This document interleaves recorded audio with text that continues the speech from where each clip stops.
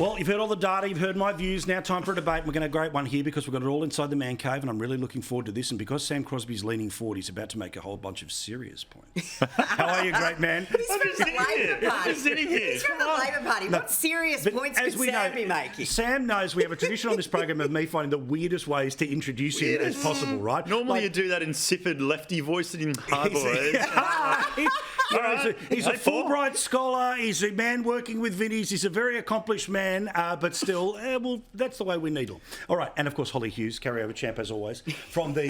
Why is she the carryover champ? I'm just saying. This is bullshit.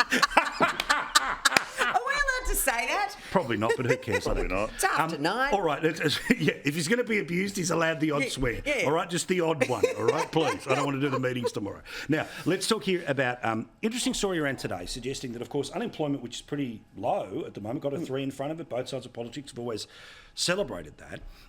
But there has been an increase in the number of people that are on the dole. Before we get into the rights and wrongs, Hollie, how does that work?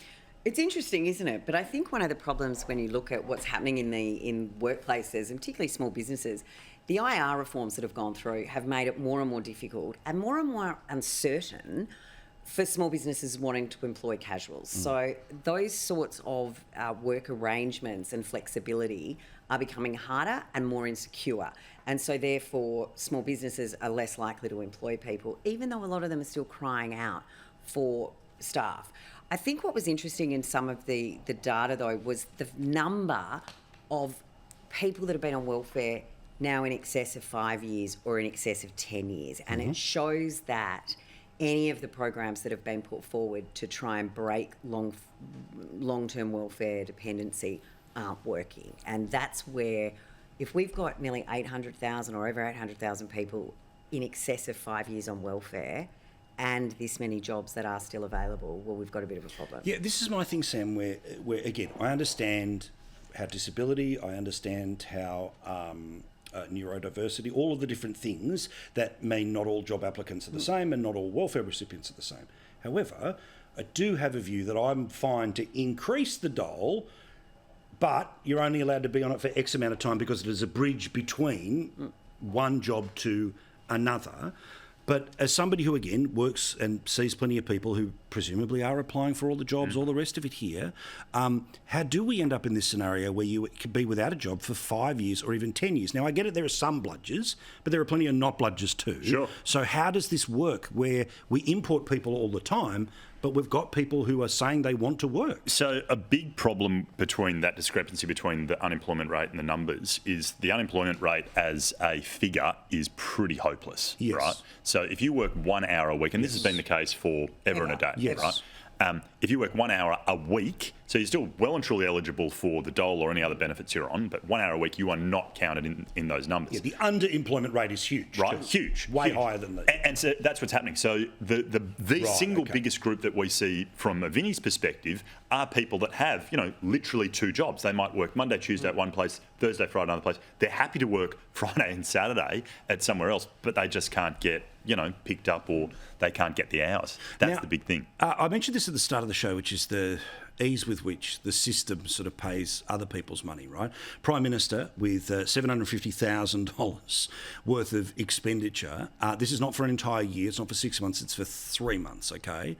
Now, we all get it. The Prime Minister's no expectation is that he's going to be, hitching from place to place. But there's a lot of money involved here, including a significant amount of money for travel that was something other than Canberra or Sydney in terms of a place he spent the night.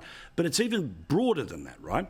If we actually included the operation of offices, right, literally the rent, and I was having a look, some of the Teals, $55,000 for 3 months rent for their electorate offices, plus $10,000 for the staff travel, plus the operating expenses. And again, this is how I spent my day, is that I went through some of the people looking at their office expenses, and you can do the overall number, the summary number, or you can go and have a look at literally every single transaction. And we're being charged for stuff that costs $4.50. I don't know what that is, but the idea that nobody could say, look, with my wage, I'll just pay for it, or the MP's got a couple $100,000, doesn't say, I'll pay for it. I don't know what the $4.50 thing is, but clearly it's not the threshold It's a bit of a mindset, which is any dollar I can claim, I will claim. Now, of course, it is basically a 24/7 job. It is a massive trade-off on your family. So I'm not going to say that every dollar of this... spending my Thursday evening with you. Thank you, my love. Where else would I want to be? However, it does seem a little bit rich. Look, I understand that when people look from the outside and they look at this, running an office, having staff, there is a lot of travel. And the thing to remember with federal parliament is we represent, from the Senate perspective, we represent our own state. Mm-hmm. So we have not just our own electorate to drive around, we have the whole state. But as a federal parliament, whether you're on a joint standing committee, a House committee or a Senate committee, they do travel to all sorts of different places so that the people in rural and remote have the opportunity to speak to their parliamentarians across the board. So I do understand that it looks like a lot of money, but I can tell you I'm spending a week out in quite remote areas for an NDIS committee. And we do try and sit down and work out how we can do it and jump from one place to the other. Right. And we do the week so that we're not putting more flights in and out. So we'll go to Dubbo and then we'll do this at Broken Hill and then we'll do that at Parks. That is actually how we do try and work it as committees generally. Right. So I know it's a lot. But then can I ask? But it is sometimes...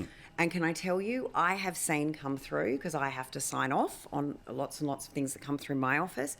When things go to Australia Post, quite often they get broken down into different things. Right. So you're not sending 4 letters and it's $4.50, but the way that the post office processes... Right, so it's an accounting thing as opposed to... So, yeah, I think you've got to just be a little bit mindful. And the thing with the offices, and I'm not going to defend anyone, but I inherited an office. Christina Keneally left the Senate. Lost to us all. Well, as I said on election night, an election loss with a silver lining. But I actually got her office. Yep. So I didn't choose it. I didn't go and pick it. I didn't do the fit out. None of it's there. But because it was already a lease in that office, I get the phone call, right? Because I didn't have my own office. Yeah, for 3 that's years. where it is, yeah. There's an office here, go. So it's not always, and things have changed. You used to be able to, I can tell you, a lot of, I know senators did it and members with big seats, they'd go, I'm going to move every year or every 2 years to a different part of my electorate or a different part of my state. That actually is very difficult to do now because they do try and enter into longer term leases that are more stable. So it's just weird that the government doesn't own buildings in 151 locations. The reason, of course, they're going to say we have to rent is because the boundaries change and your office may be in the wrong place, which just happens to advantage everyone for their ability to have... The boundaries do change.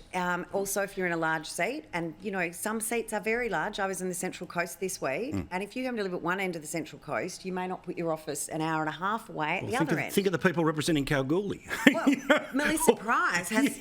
You look at Bob Catter, Melissa Price, Mark Cotton, they have to fly around their electorate. It's too big. I don't think you should ever criticise a politician for travelling unless it's going to the tennis or the cricket or something like that. Fine. You know, because the alternative is that they sit in Canberra and they don't go anywhere, and that's bad for everyone. I do think, though, the business class flights from Sydney to Canberra, from Sydney to Melbourne, it's galling. You know, when you're spending thousands of dollars to fly a 30-minute flight... I don't have any problem with people doing WA flights. Fine, you know what? You're clearly a flight over X period of time is this, but the rest of it is just... No one in corporate Australia is flying Sydney-Canberra business class. Correct. No one. Like, that just doesn't happen. That went out in the 80s. And the other point that's really worth pointing out to everyone here too is that, I just want to try to explain the system with the person that we trust, to explain what's going on, to see the problems in it. But also, a lot of people in the public service, all of these rules apply to them as well, right? So, funnily enough, nobody actually turns around and tells us how much insert government department spent on business class travel between darling, here you need to pay more attention to me at estimates. Do you actually get right in there? Oh, I got right into it. Do they answer or do they go, oh, we don't know, we'll get back to you, and they never do? There was one, and I'm not going to go on the figures, but it was the Department of Climate Change, Energy and Water, so the hypocrisy was rife, and it was over $100,000 for 3 days in New York for 3 people or something. It was wild. Wow. And it was reported, and those things... do happen, but can I tell you what I would say? We don't get points, right? So we do a lot of travel, we do a lot of flying, we don't get any points. Yes. So No.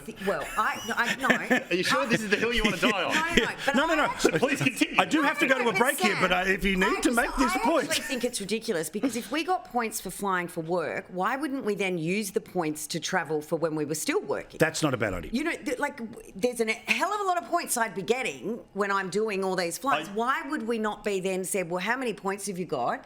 Every time you've got 200. As long as you agree that all of the points when you leave the parliament are given back. Well, you know what? As long as you don't take 1 million points I paid for with you, so you and the bloke can go to Disneyland. Mate, I reckon if they said every 200,000 points you've got to use them to get between Sydney and Canberra the next couple of times, why not? Because everyone else is using their points to travel. Or make you all go in a bus.